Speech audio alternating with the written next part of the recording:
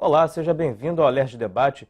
No programa de hoje vamos falar sobre as políticas públicas voltadas para a juventude. Conosco no estúdio, Daniel Gaspar, secretário estadual de Juventude do PT-RJ, e o deputado Robson Leite. Bom, quero agradecer a presença dos dois aqui no nosso estúdio e já perguntar para vocês qual a importância do jovem na política. A pergunta é a mesma para os dois, mas eu acho que as respostas vão ser bem diferentes. Começando pelo Daniel. O jovem, ele foi feita até uma pesquisa agora, Sonho Brasileiro. E essa pesquisa ela aponta que o jovem ele tem um ideal de transformação. Ele quer mudar a sociedade. Então a juventude é o setor, é o segmento social que busca por mudanças, que acredita que a gente pode construir uma outra sociedade. Então a juventude ela tem importância na transformação da realidade. Isso pode ser visto, por exemplo, nas mobilizações que acontecem agora na Europa. Você pode ver nas mobilizações na Espanha, grande presença de juventude por democracia real. Isso pode ser visto nas grandes mobilizações por democracia no Oriente Médio. E aqui no Brasil não é diferente. A juventude ela é o setor que eu acredito que pode conduzir a grandes transformações na sociedade brasileira, que é muito desigual e muito excludente. Deputado, qual a importância do jovem na política? Olha, a juventude tem, assim, muito intrínseca, não só pela idade, mas pela vontade de transformar, essa inquietação que faz bem para a sociedade, né? Esse desejo de transformar, esse desejo de mudar. E todos nós lembramos que na nossa juventude, né, no período em que nós fomos mais jovens, foi normalmente o período onde a gente teve mais ousadia. E essa ousadia é importante para a sociedade. Essa ousadia é importante para transformar a sociedade. Tem uma frase do Frei Beto que eu acho ótima, e ela casa com essa questão da juventude, né? Frei Beto costuma dizer que política é como cozinhar feijões, só funciona na pressão. E isso casa com a juventude por quê? Porque essa vontade, esse desejo de mudança que está no coração, que está no âmago da juventude, é que faz a pressão necessária para conduzir a boa política.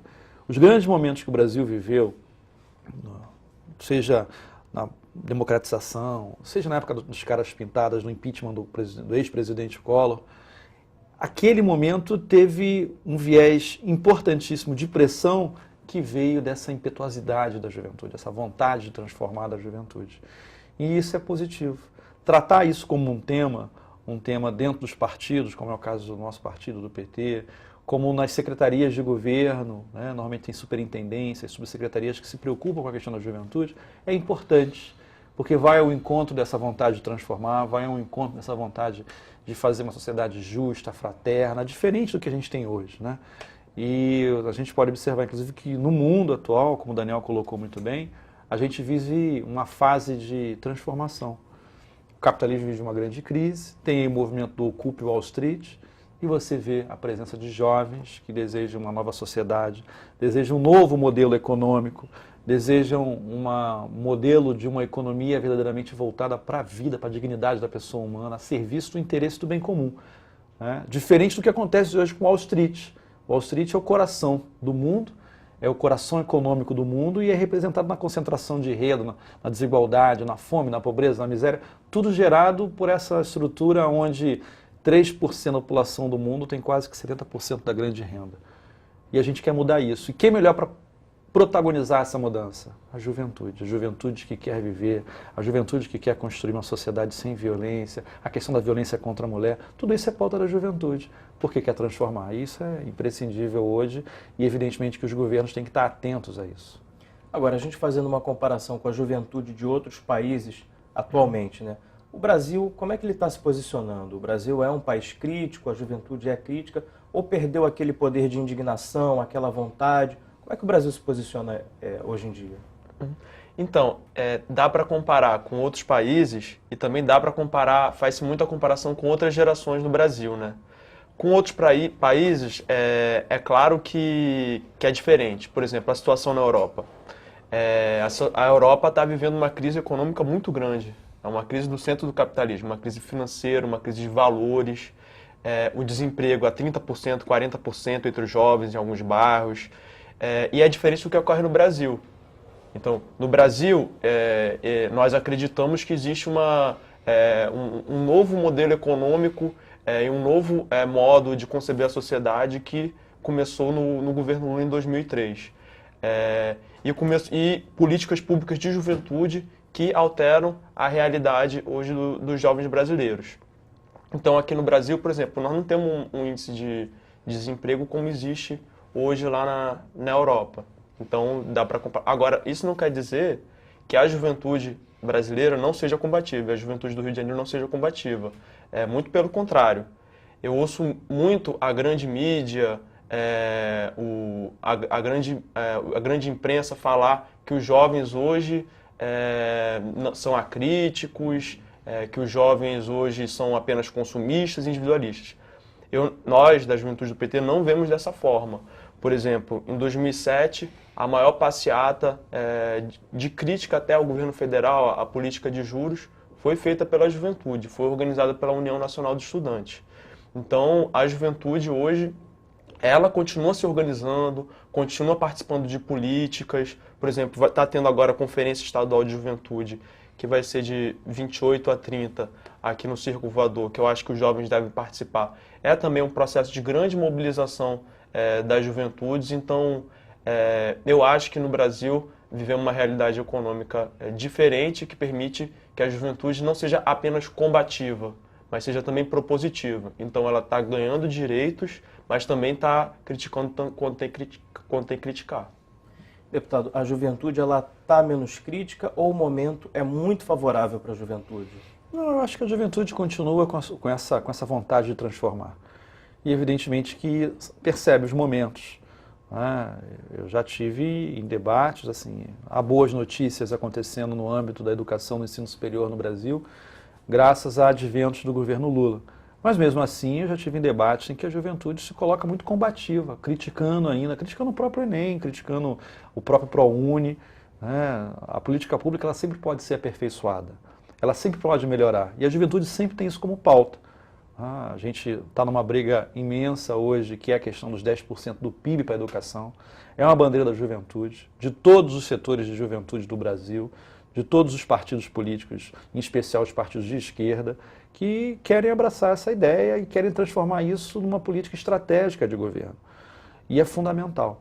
Não há condições de se transformar a educação sem esse investimento. Agora, isso só vai acontecer com a pressão. E a juventude é imprescindível nesse processo. Estou falando da UNE, da UEE, estou falando do movimento estudantil, estou falando das pastorais de juventude das igrejas, estou falando dessa moçada que quer transformar, dos pré-vestibulares comunitários, do PVNC, da Educafro, e que está intrínseca nisso. E tem dados que ainda nos preocupam muito. Né?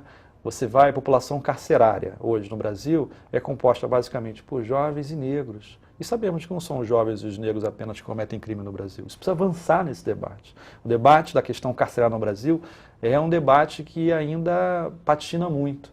E o Daniel colocou muito bem, nós somos do PT, ficamos felizes com os avanços, mas cobramos para que mais coisas aconteçam. E essa questão, por exemplo, da população carcerária é um exemplo muito claro. Ainda há muito o que se fazer no Brasil. E a construção de oportunidades, focando a juventude, em especial as mais pobres e historicamente discriminadas, está aí uma bandeira que a juventude abraça e, evidentemente, vai lograr êxito na mudança na construção dessas políticas públicas.